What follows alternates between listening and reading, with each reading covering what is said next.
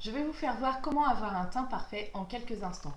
Donc je vais prendre mon bandeau pour éviter d'avoir du fond de teint partout sur les cheveux.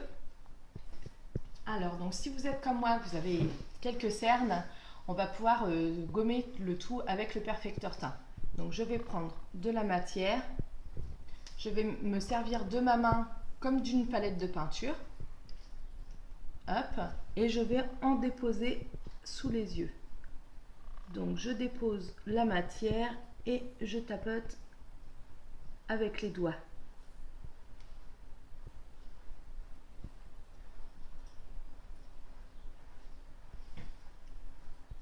Donc c'est un petit peu long,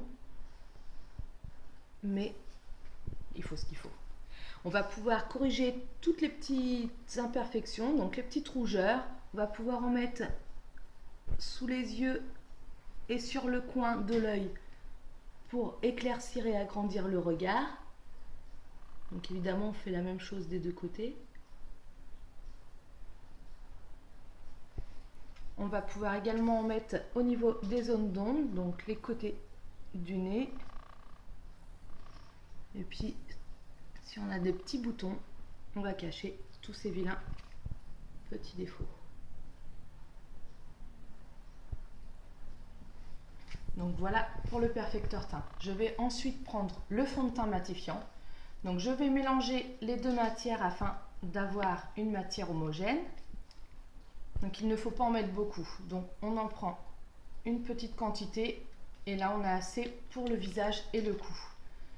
Donc l'idéal est de le faire dans la salle de bain quand on n'est pas encore habillé. On peut s'habiller après, de toute façon même avec un pull col roulé blanc, on ne tachera pas ses vêtements. Donc on va chauffer la matière, appliquer des petites touches et étaler bien le tout. Donc on va bien aller au niveau de la racine des cheveux. On ne va pas trop près des sourcils pour éviter que ça fasse des gros paquets. Et ça ne fera pas naturel. On n'oublie pas les oreilles et le derrière des oreilles.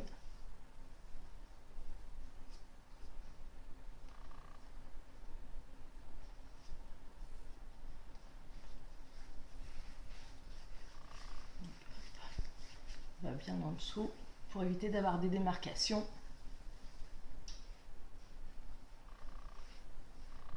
Donc il s'étale très facilement une fois chauffé. Donc voilà pour le perfecteur teint.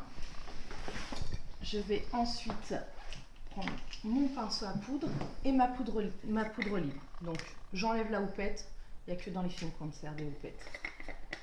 Hop, on retourne et voilà, on a la dose qu'il faut pour tout le visage. Je prends de la matière, je secoue et je vais en mettre. J'insiste un petit peu plus au niveau de la zone T pour éviter de briller.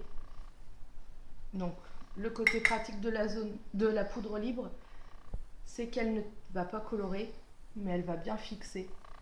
On en met également sur les paupières et les lèvres, c'est ce qui va faire tenir après le maquillage. Donc voilà, vous avez un teint parfait et prêt à avoir le restant du maquillage. Je vous dis à bientôt pour un prochain tuto.